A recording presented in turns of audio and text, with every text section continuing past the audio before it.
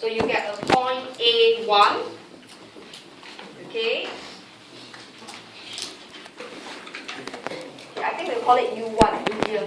U0 is a bit awkward. So call it U1. Okay? So this tells you China is at full employment.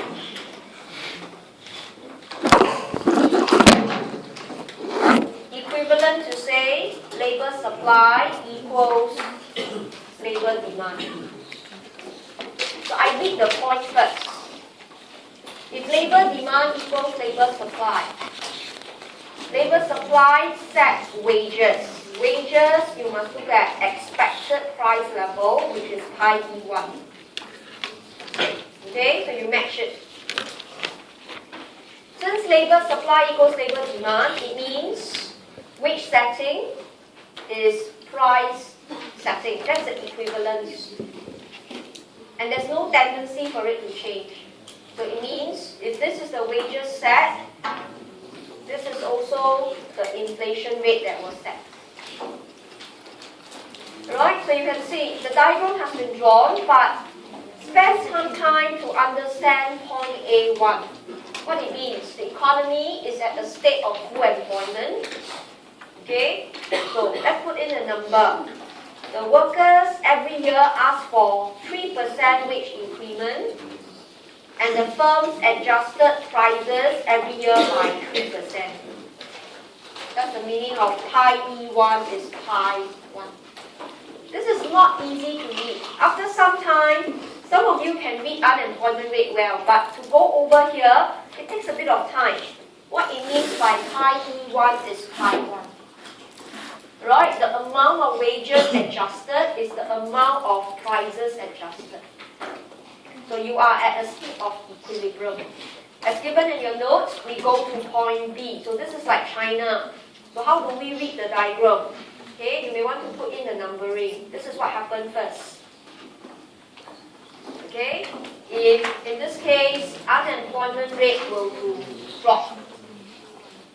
Okay, so put in a number that you like. Maybe you can put there 3.5%. And you realize it is less than UN. It means the job market is very tight.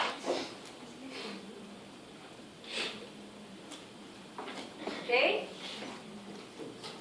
So workers expect prices to hover 3%. Okay? But unemployment rate actually drops. Okay? This is like China. There was an economic expansion. Labor demand went up.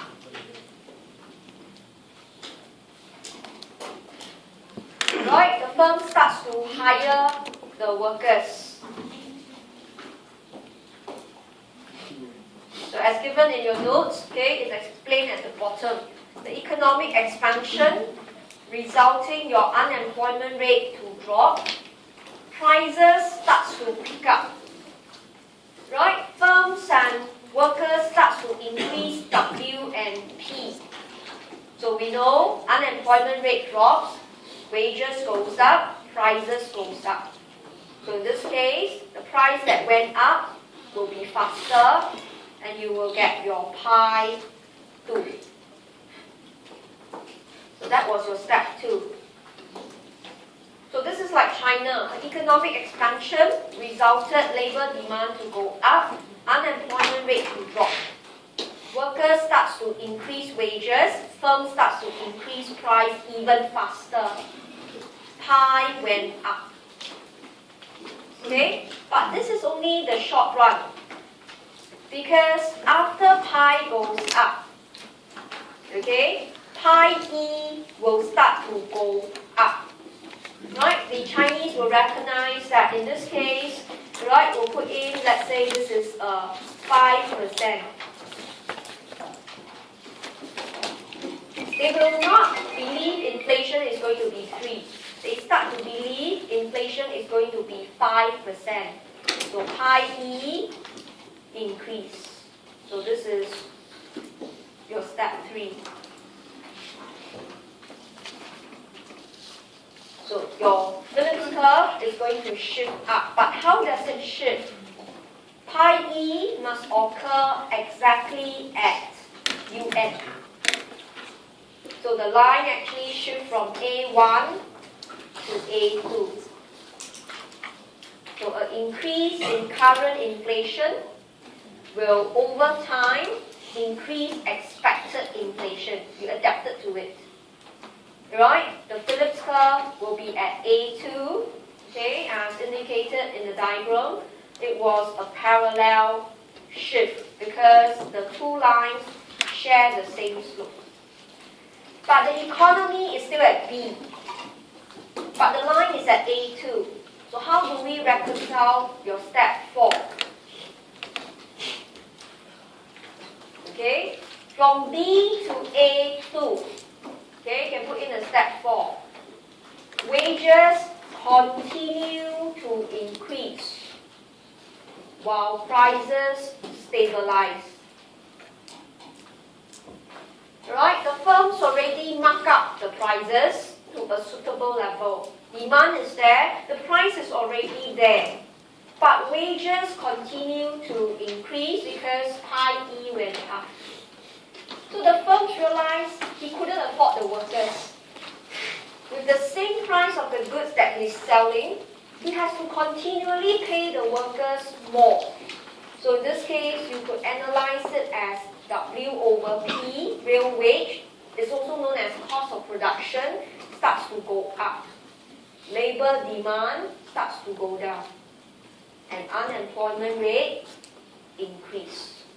And it will stop up to UN. That's how you go from B to A2. Okay, now this is not easy. So you split it into two segments. If you can explain A1 to B, you are halfway through the mark. Most of us can do simple Phillips curve one. You use wage setting, price setting model. It's always from the simple Phillips curve to reach the modern Phillips curve that's very difficult. Because you don't see the time dimension. Prices has been increasing all this while.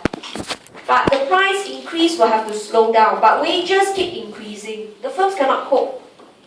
You will retrench the workers. But the retrenchment will not go on forever. It will stop exactly at UN. Because at UN, the workers will stop asking for wages to increase. So you will reach A2. So see carefully. You started the economy at A1. You ended at A2. So if you actually join the 2 points, you can take a gold color pen, join it up. Okay, you call this the long run Phillips curve. And what do you see? Change in pi was positive, right? You went from pi 1 to pi 2, but change in unemployment is 0. This is different from the simple Phillips curve, right? Simple Phillips curve says pi and u must go opposite direction. But the modern Phillips curve showed us. The modern Phillips curve must shift because of the latest inflation rate. But not only that, as given in your lecture notes, there is no inverse relationship. Okay, there was no impact on unemployment at all. So this is a case like China, right? For very long periods, you move from A1 to B. But it will come to a point that we adjust pi E upwards. Then you start to shift the Phillips curve up, and the employment or the labor market will contract to A2. So that actually tells us, right, if you leave the market alone, unemployment rate will always go back to the natural rate. This entire adjustment has no government's intervention. It's purely wage setting, price setting. Workers, every time when they see that U is small, they will always want wages to go up. But firms, when he set prices, he must cover wages. But he cannot increase prices forever. It will come to a point he cannot afford, he will cut back demand. So the movement from B to A2, it's not within seconds that you thought. You just go put an arrow. It's not. The market continually adjusts with the workers' behavior and the firm's behavior. And firms face a more mounting task. Firms have to cope with wages. He has to set prices. He will come to a point he has to decide he cannot hire the worker. So that's why when we look at firms' behavior affecting labour demand, it's not so explicit. Workers' one is clearer. It's easy. As long as you have unemployment, I have the right to ask for higher wages. Okay, right? So spend a bit of time to go through, but remember, dissect it into 2 segments. If you can do A1 to B, you are at half the mark. Alright, then from B to A2 is the more abstract and the indirect effect. So with that, now let's do an exercise question. Let's turn to the next page.